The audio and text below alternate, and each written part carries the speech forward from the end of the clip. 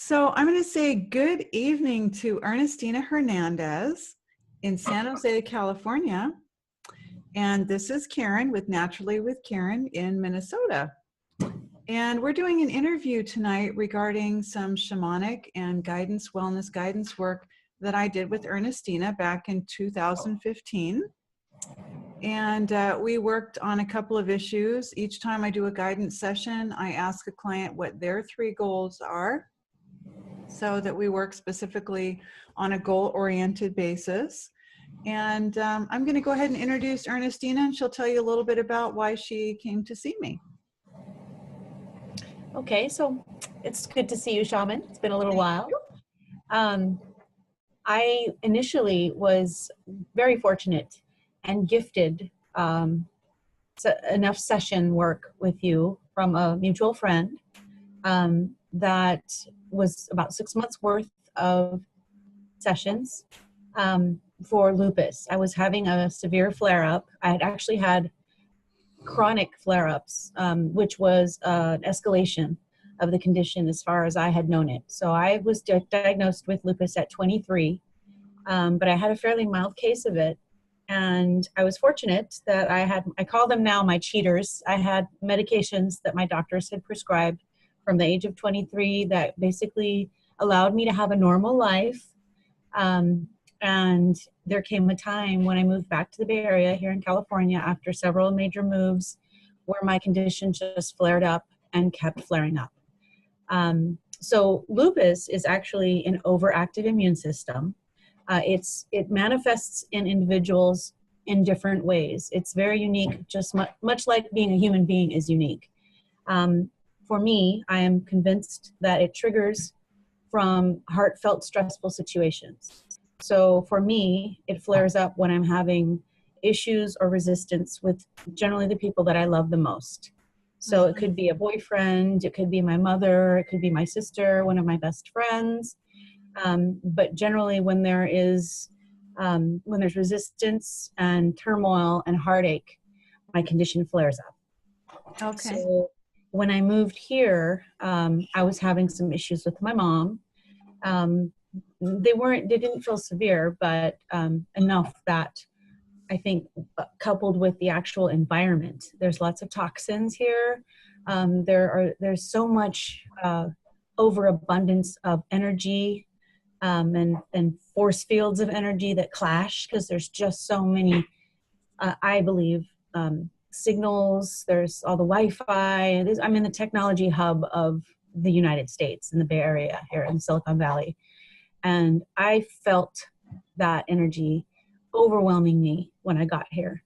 Mm-hmm. And by the time I was put in touch with Shaman, it was just too much for me to take. I was at my wit's end. I was sick and tired of being sick and tired.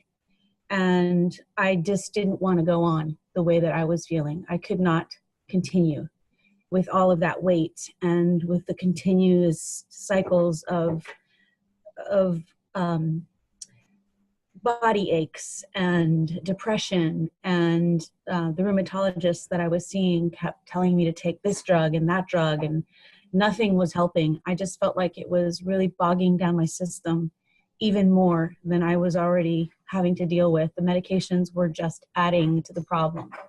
So yeah, there came a point in my evolution and my experience with lupus that I just needed to do it different.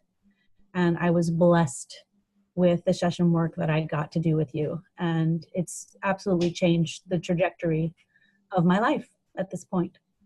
Oh, give thanks for that.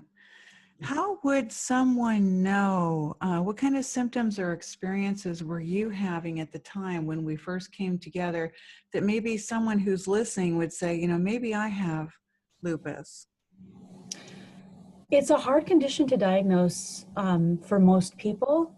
For me, it was a little bit easier to diagnose because the manifestation at 23 that I had was a blood condition. I had a platelet disorder, which showed up clearly in the blood work and the pathology. Many people have severe fatigue. They have body aches. If it escalates, it can get into your heart, your lungs, your brain. Basically, it's the immune system deciding that healthy tissue is a foreign, unhealthy tissue. So the immune system will then kick in and try to do its job and fight that tissue. So it basically, to me, it's like a civil war going on inside of the body, and it's just confusion because it's producing healthy tissue, but then it's deciding that that's unhealthy and combating. So the medications that the doctors generally prescribe are immune suppressants. So often they're in the family of cancer prevention drugs. The one that I've been on forever, the only one that I didn't go off of is Plaquenil, which is generally used for malaria patients. So most of the medications in my education with the condition are initially prescribed for other conditions, but they keep the immune system suppressed and at bay so that the patient feels some normalcy. But yeah, the medications that I was on at that point when we connected there were too many of them. They weren't working. And I really believe still to this day, more so even when we started working together, that they were just inflaming my condition more. But it looks different for people. It looks different for everyone. So it really, really helps to get in touch with your body and educate yourself and, find as many resources as possible that aren't doctors. Doctors are guessers. They do the best that they can to help with the education that they are provided, but they aren't healers. They aren't in the business to actually heal. So the work and the responsibility is ultimately on the patient. Absolutely. I really appreciate how you worded that. Would you consider yourself to be a professional? And can you maybe just say a little bit about you and kind of what you do in life or your professional levels? Sure, yeah. I have for many years been an executive assistant working in a corporate environment. I am a professional executive assistant. I work for a Big Four business consulting firm. It's high delivery, high stress, never lets up. I've been fortunate to work in different industries. I was in .coms before. I worked in advertising. I worked for an architectural firm. I've tried a little bit of everything. And fortunately, the firm that I'm with right now is very supportive of the career change that I'm working on making. With your help, I've come to an awareness and a strength of character that I believe that the work that I've been called to do ultimately is mental health. And so now I'm in a master's program working on my holistic counseling psychology degree so that I can ultimately transition careers and move into a healing practice. Oh, that is absolutely wonderful. So a lot of people are unaware of exactly what a shaman is, and I always use that interchangeably. My business is called Naturally with Karen because not everyone's comfortable with that, and predominantly because they really don't understand what it is. And a shaman is someone that actually heals instead of just treats, and we're someone that really honestly deals with body, mind, and spirit. So I deal with the physical aspects through diet and lifestyle and developing a way of life that works for each client instead of it just being hard cut my way only. We deal with the mind and the mental issues through a lot of psychosomatic and mind body work. And then also the spiritual is being able to not only hear and listen and observe with each client and to help them to discover what their gifts are, their innate gifts are, and their ability to listen and see some of the imbalances in their life. So it's kind of like combining what has been very compartmentalized in our society today and taken into businesses. And we were very much the guides that were, helping to, help people kind of sort out, what was going on in our tribe or our community. So when I work with each individual person, that's what we do. Now, when you and I first started working, we did a little bit of mind-body work because you had some issues come up that had brought you into urgent care or emergency. Right. Yeah. Yeah. So after many iterations of flare-ups, I wound up, I had an appointment with my doctor. There was a hardened, what was defined later as a sebaceous cyst on my left side that initially I thought was maybe an ingrown hair or just something that was a skin issue. But within a matter of days, within about 3 days, it grew to about the size of a tangerine. And it was underneath the skin far enough that I couldn't reach it. And I didn't know what to do. And it was getting really sore and it was hardened, like I said, almost like a baseball. So when I got to see my rheumatologist, she immediately said, you need to go straight from here to the ER across the street. I will call the surgeon right now. We need to figure out what kind of infection this is, what stage it's at, in order to decide how to move forward with removing it. So it was, many people would probably panic in a situation like that. I didn't panic. I've been through so many different iterations of this condition. I just kind of breathed, took a deep breath and said, okay, here we go. Let's do this. Yeah. And I got there. I wasn't even going to call my mom, but she called me, mother's instinct. She just happened to call me. She was in the area. She dropped by, and it turned out to be major enough that I couldn't thereafter tend to the wound that wound up resulting from the procedure.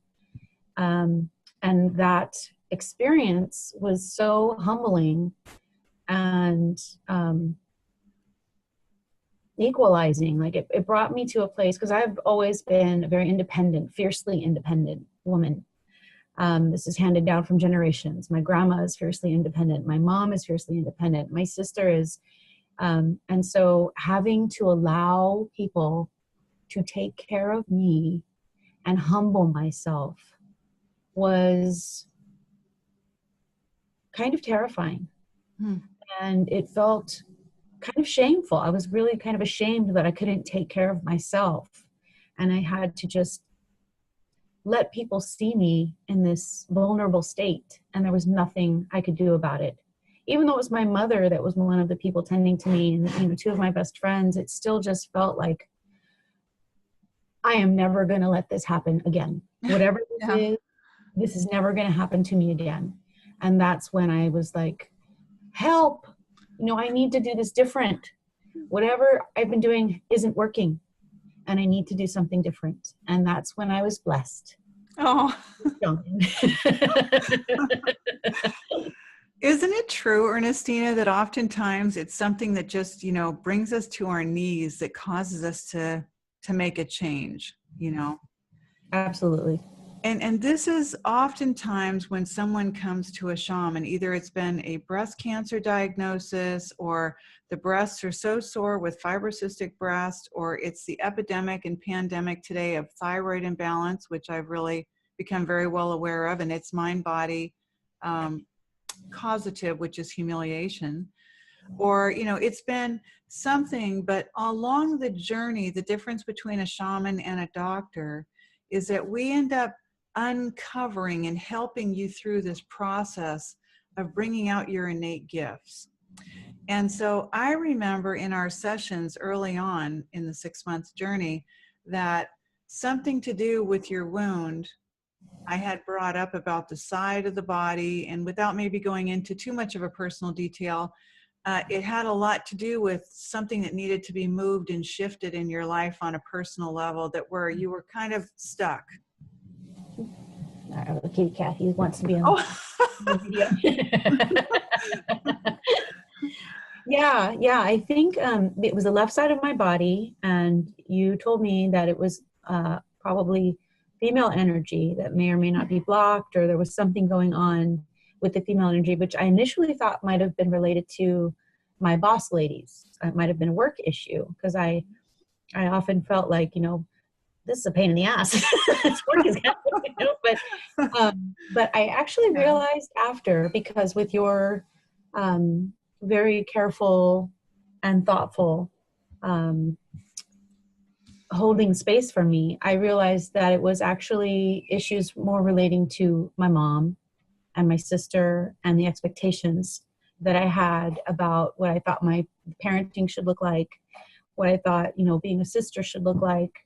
And once I kind of opened myself up to that awareness and was able to let those expectations go, that was a huge step in creating space that allowed me to start really moving through the somatics that were really taking place, and having awareness of that. It was really liberating, and it happened, I feel like, really quickly. Within about a month of working with you, I felt myself coming back. Oh, wonderful. Yeah, showing up, and it was really powerful. Yeah. And I think that kind of lends, I know it lends to what you're doing in your schoolwork today, and then what you're going to be doing in the future in this really exciting new, revision of you, this new, manifestation, is you're going to be also helping people through listening and observing, and there's something about the honoring of actually being heard, and someone being very present with you that allows you to make a lot of these, candid and open evaluations about ourselves, and also to be able to shift into the new place that we want to go. So, and that's Yeah. what is offered to us. Yeah, I was really surprised that we were able to do such powerful work by phone. By phone. We're separated by states, by thousands of miles. And,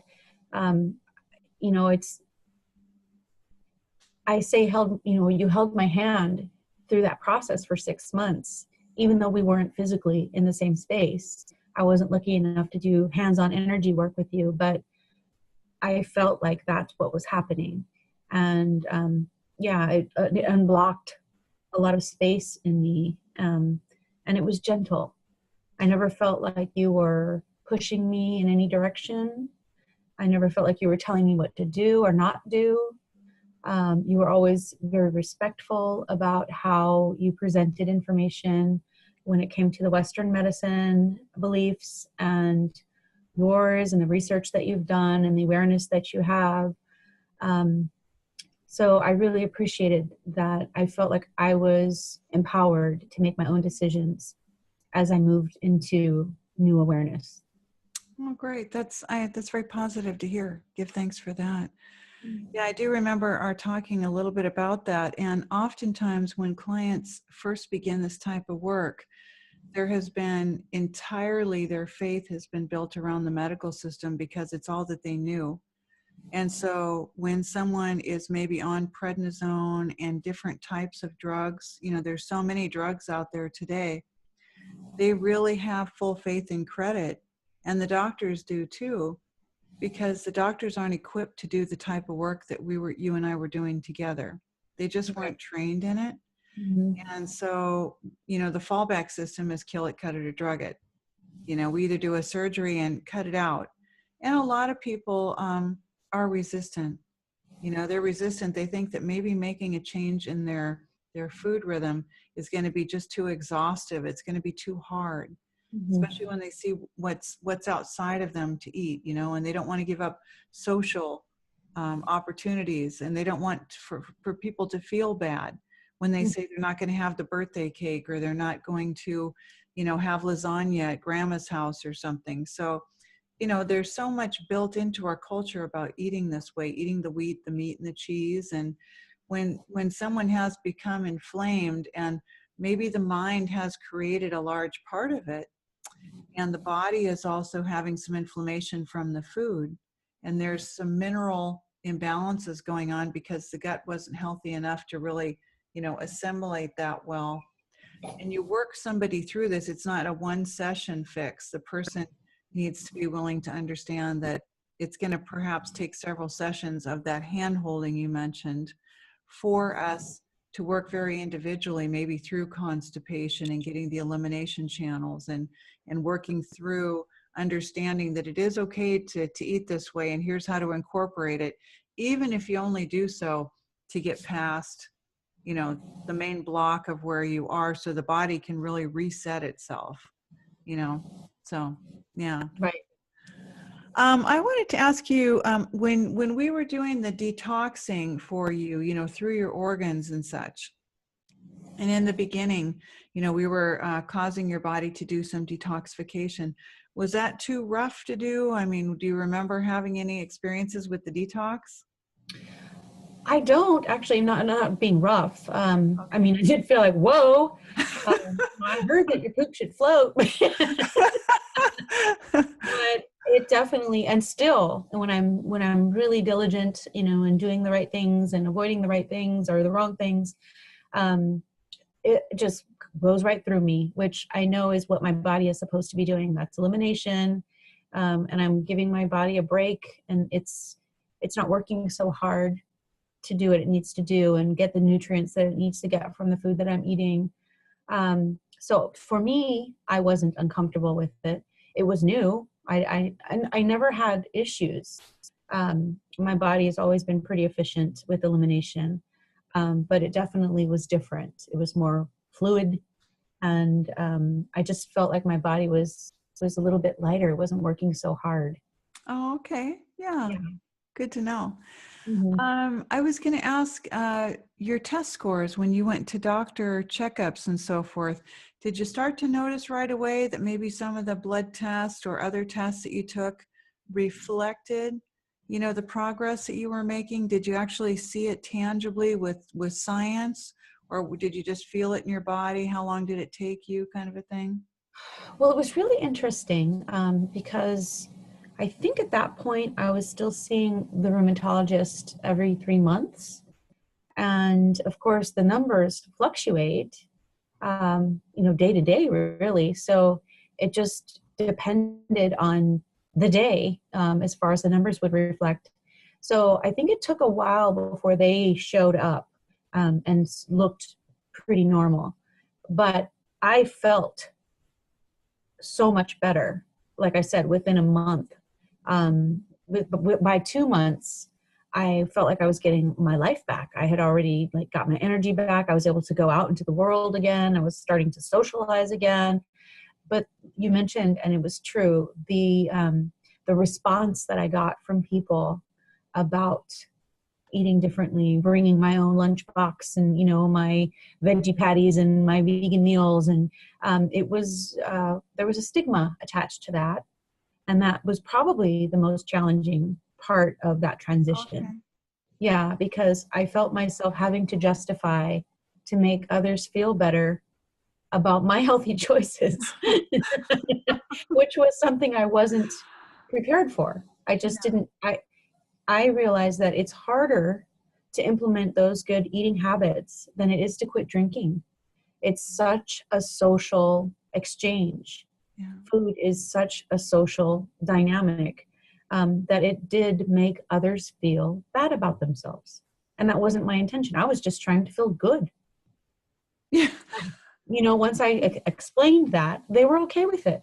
But it was really interesting that I had to justify Froze for just a second. unexpected piece. Yeah, it's almost as if we're Okay. holding up a mirror and people don't want to see that, because we know what inflammation is and we know why we have it, right? Mhm. But we also know that we go to grandma's house on Easter and we go to aunt's house on Christmas, and that everyone's going to expect that this is the meal that we're going to have. And when birthdays come, everyone's going to have that cake and the ice cream, right? Mhm. And we don't want to let people down, but people are very uncomfortable with that fact. So it seems like in society, what we do is we tell people, well, we have a gluten allergy or we have a dairy allergy. And then everyone goes, oh, okay, no problem. You've got an Right. allergy. So it's actually a food sensitivity issue. But if Right. you say, I'm going to change a lot of this so that I can get my health back on track, well, then it's almost like you're not part of the club anymore. And if I hadn't experienced this so many times in 32 years with my clients telling me this and me experiencing it myself, and even having family, you know, stifle a little bit and feel, what do you mean you can't, you know, are you too good to eat our food? And Right. I said, well, actually, I mean, once you're on this path and you maybe go and have that piece of cheese pizza because, oh, it just brings back so many memories, or you decide to take the calculated risk and go ahead and have the big cheesy lasagna, and you say to yourself, why did I do that, right? Because you feel like you were on an intense drinking binge the night before because your body now has become so used to not having inflammatory foods like that. Mm-hmm.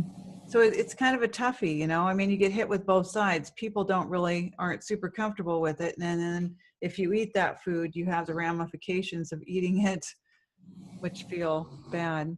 Right. Yeah. My mantra has kind of become, because a lot of people say, I could never quit eating meat. Oh, I could never quit eating cheese. I could never quit eating those things. And my response is, you would be surprised at what you can do in order to feel better. The greatest motivation is feeling better. Yeah. Yeah. And I know we all have family members that are aging, and you only have to take a trip into the hospital when someone is, an elder and they're going through something to kind of see the process of death and dying within hospitals today. Not that it's the most horrible thing in the world, but we don't always want to go out, being drugged and intubated when we could have these beautiful experiences with our families, and where we might not get ourselves in that situation to begin with. Mm-hmm. So that's the role that I want to play. Did you begin to develop habits of love and success with the coaching that we did together? And if you did, what would be maybe one or more of those habits that you felt that you got from the coaching? Love and success. Yeah, like juicing or making a certain kind of a food, or, getting up and maybe taking a deep breath, or something that you felt was a daily habit that you brought in. Well, it was a progression. I definitely started juicing. I was diligent and still am about juicing daily. And that's made a huge, huge difference. And I think, yeah, that it's kind of a ritual of showing myself love and making sure that I juice, because there's been, a handful of days that I haven't, and I feel it. I feel it pretty quickly. And it's just, I'm fortunate that I have a support system that understands that this is important for my well-being and longevity. So I feel like the act of love in that is the kindness and love that I have for myself. I have to invest that time in doing things that are loving for myself, and feeling better in that process is kind of relationship. It's building relationship with myself. Beautiful. I like that. Yeah.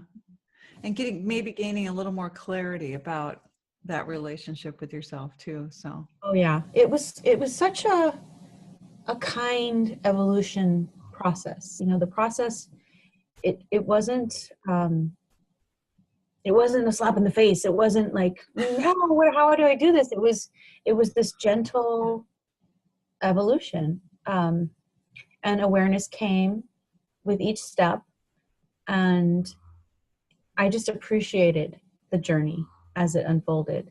There were times that I felt like, oh, I'm talking shaman, and I ate like, lasagna or whatever. I knew I ate something that I was like, I know I shouldn't have eaten that. I know that's why I'm feeling this way this week. And but again, you never made me feel guilty or bad for having slips, or just, yeah, you were always very supportive and understanding that, to err is human, and the bottom line is, and you warned me, your body's going to let you know. You're going to feel, I'm just going to let you know, if you reincorporate those things, your body is not going to like it.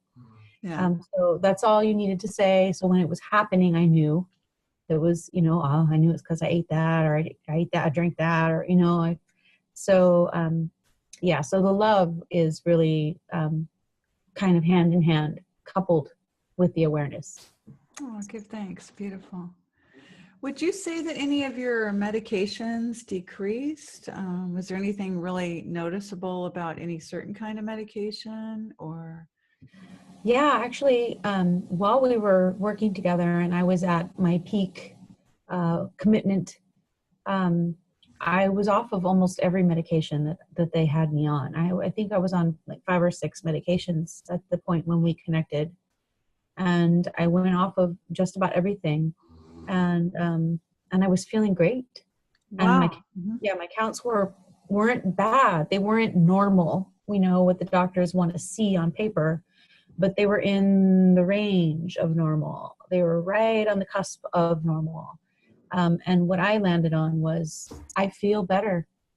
I feel human again. I feel like myself, and I feel like a better version of myself. Mhm. And I was fortunate that the rheumatologist that I had then and I still see now wasn't so committed to keeping me on these medications. She didn't advocate. She wasn't excited about me going off of my meds. But I did tell her as I went off this one and that one. And she was, no, I don't know, but I can't tell you what to do, but I don't recommend it. But she's come around. The last time I saw her, my counts were actually good. She's Way like, to go. yeah. And that was the first time. And I've been here in the Bay Area for 4 years now. And 4 years of working with her, she finally didn't say, well, let's try this drug. Let's try this drug. She finally said, well, you know what? Look, your numbers are pretty good. Your counts look pretty good. Whatever you're doing. Way to go. Yeah. I find that so often of the time is with my legal background, and you and I both worked in San Jose extensively. I worked for almost 18 years as a senior family law paralegal over on the Alameda and with the judges in Santa Cruz. Um, I find that I have a really clear understanding that my position is not to prescribe or diagnose. And with my legal background, I'm so careful with my wording and keeping people safe. The Hippocratic Oath applies to me too. Do no harm. But oftentimes I ask clients if they would be comfortable as we journey further, if we can, take a journey in coaching, that oftentimes they can let go of some of the prescriptions if their doctor and they partner together and it feels like everyone's comfortable with it. So that's not my role to take someone off of a medication, but oftentimes I say it's quite often the case that people can let go of those. And even though a blood test might show a result, if the person is feeling so much better and they can get permission to transition off of these drugs, they can really start to heal the rest of the way, because sometimes the drugs are actually preventing them from the final pieces of healing. So, Right. yeah. So, in today's world, like I said, I'm so careful not to do this, and I stay within the boundaries of the law. Would you say you understand the difference between a wellness coach and a shaman a little bit more today since we've worked together? There are people that are health coaches or just wellness coaches, and that there are people that are shamans in a variety of capacities. Mm-hmm. How would you distinguish that difference for people that are listening? Well, I have a whole new level of awareness for shamanism because of the program that I'm in at JFK. I think initially when we were introduced, my vision, my idea of a shaman was, like the Indian medicine man that you see in the movies that's, taking peyote and, going on Yeah. these, psycho, um, drugs, the psychedelic drugs, that kind of thing. But my experience with you was, and my awareness now of shamanism is shaman are different. They come in different forms, because shaman sounds like it would be a man. Initially, that's the first piece. It's like, how can you be a shaman? You're a woman. Good And point. not wearing feathers on your head, and like the stereotype that kind of comes along with that word. But what I came to know, because I was also, like I said, we did phone work. So I didn't get to be in your presence physically. So I always felt like, well, when's she going to like be a shaman for me? When am I going to get like a reading or, I don't know, something like that. But it took me a while as we moved through the process to realize, oh, the shamanism is the wisdom.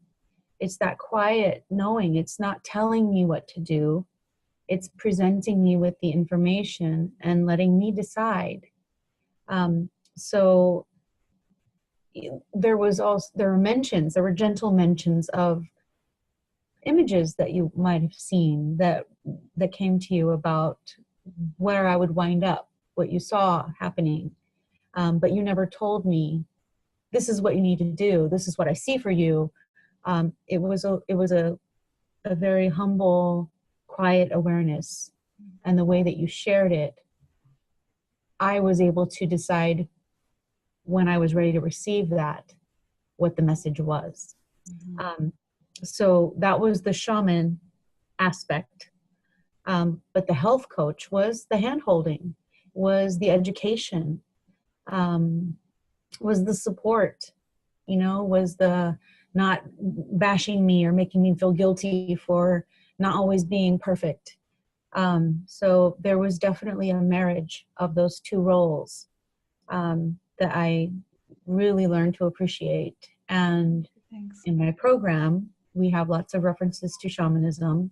And I always share my story. And it's still interesting because you're right. It's kind of an X factor, shamanism. Mm-hmm. And people are often put off by it. But it's ancient wisdom. Before there were MDs, there were shaman, there were medicine people, and they healed, and they were healing. They weren't prescribing. They weren't giving medications to just cover the issue. The cheaters, like I said, that's what I call the meds now. They're cheaters. They help buy time, but they don't heal. So They kind of cover the symptoms. mm-hmm. Yeah. They help people to feel better, and they cover the symptoms. Shamans, we see inside of the field. Some people might refer to that as hearing the ancestors. But from the time I was a very, very little girl in San Jose, California, growing up on Dent Avenue and then over on Searcy Avenue, I always heard and saw an animal communicated, and it was always just very, very different. My personal culture was very, very different. And my grandmother and my mother were aware that this was something in our line. It wasn't referred to as a shaman, and it wasn't something I really picked up. I'll be 56 in July, so it's not something I picked up even when I was parenting my son, because I was asked to wait. And I'm one person, because there's so many different types of people in the world, that I didn't go to a certificate course, and I'm glad that they have those today, because I would like to see more of this resurrected from the old ways, original medicine.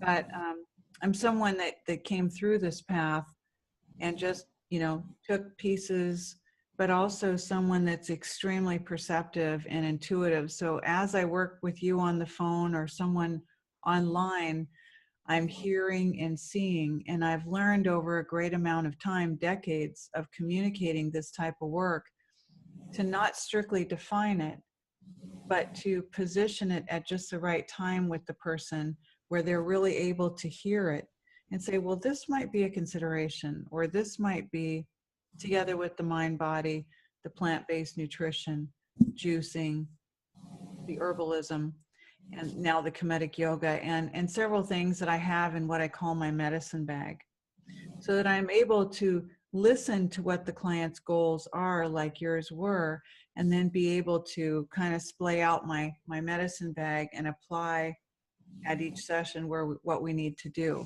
Mm-hmm. So it's really a divine pleasure to be able to have worked with someone like you and to see these terrific results, to see that you're enjoying your life, and that now you're, in this great transpersonal psychology program that you're in.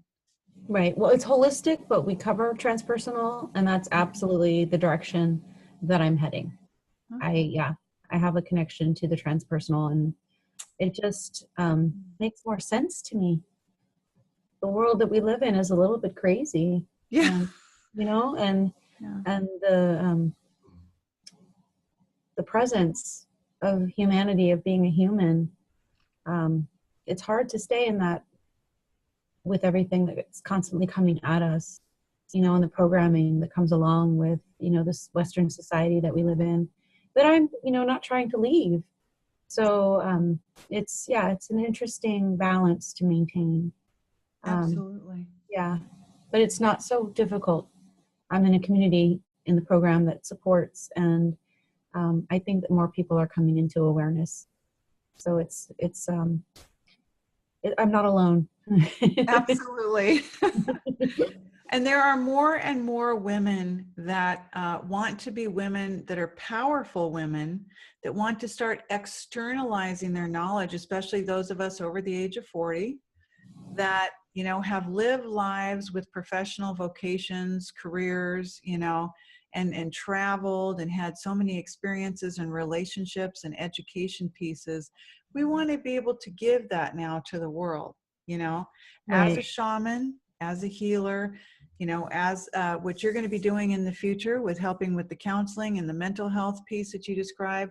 And you're going to bring in so many different facets of your background, you know, and each one of us is a touching, it's a stepping stone and a touching with the next, so that we can build this future partnership-based community that we want to live in, that feels safe and loving and supportive and has the ability to be real and to be human instead of mechanized and artificial and corporate exclusively and, you know, non-empathic. We want to bring back real life again. And some of that resembles a lot of indigenous ways and partnership ways instead of dominator ways. And sometimes that means that there needs to be a shift and room in the system that is the medical industry for someone who can actually listen and maybe had the ability to circumvent the all too quick prescription for the CT scan and the drugs. Maybe that listening, having shamans or people that are trained as shamans in some of these places where people are coming in, hospitals and clinics, would circumvent the need for some of the overuse of toxic equipment and toxic medications. That's my hope, is in my lifetime I get to see that. So yeah. Yes. Give thanks for that. Yeah. Yeah. Is there anything else that you'd like to add tonight on this interview?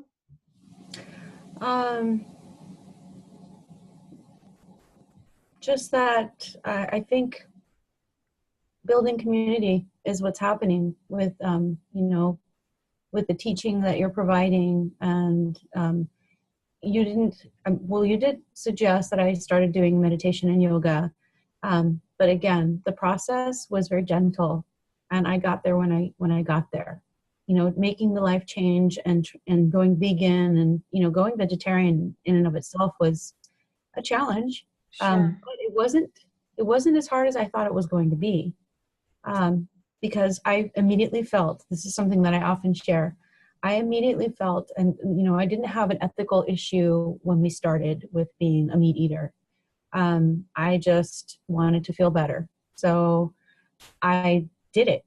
And within that, like I said, that first month, there was so much transition. My vibration changed. Mm-hmm. I immediately felt less aggressive, less angry, less angst. I just really quickly started to feel connected, and more empathic. And I that, remember.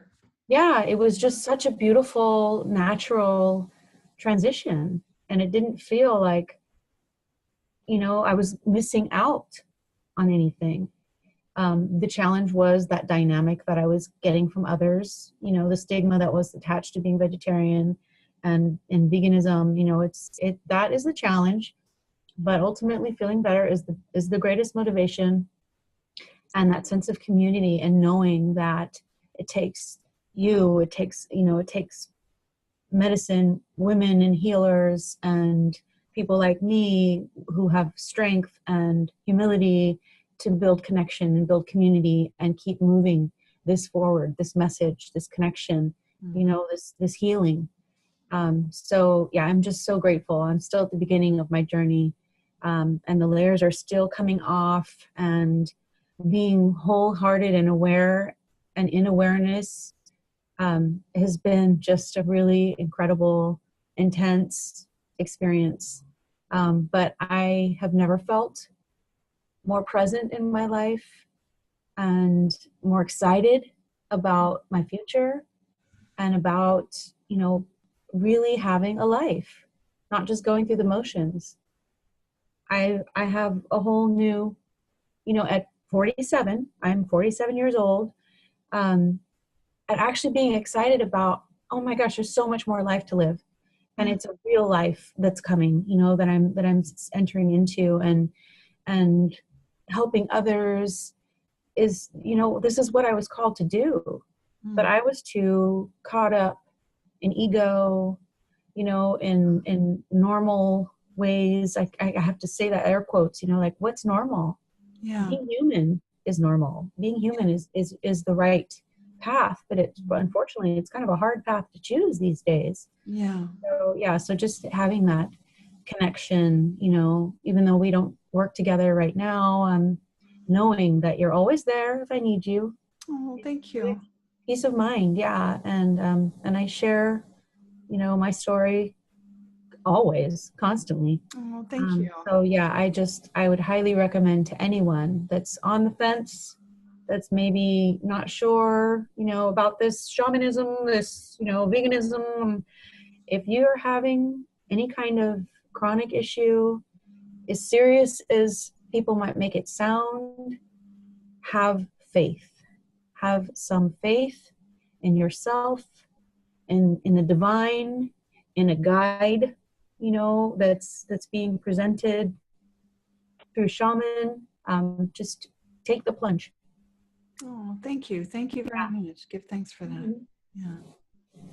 Well, I really appreciate the gift of your time. I know that with your working full time and going to school full time, you got a full plate.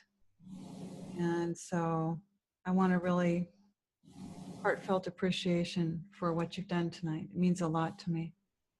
It's the least I could do. Thank you so much. Yes, thank you. You have a wonderful night. I will. You do the same. Okay. It's a little later on your end of the coast there. Yeah, 10 to 11 here. Yeah, about time to get ready for bed. Yeah. I'd like to offer you either a free session. I do 45-minute sessions, or you can gift it to someone, whatever you'd like to do, just as a thank you for tonight. All right. So I will keep it. Okay.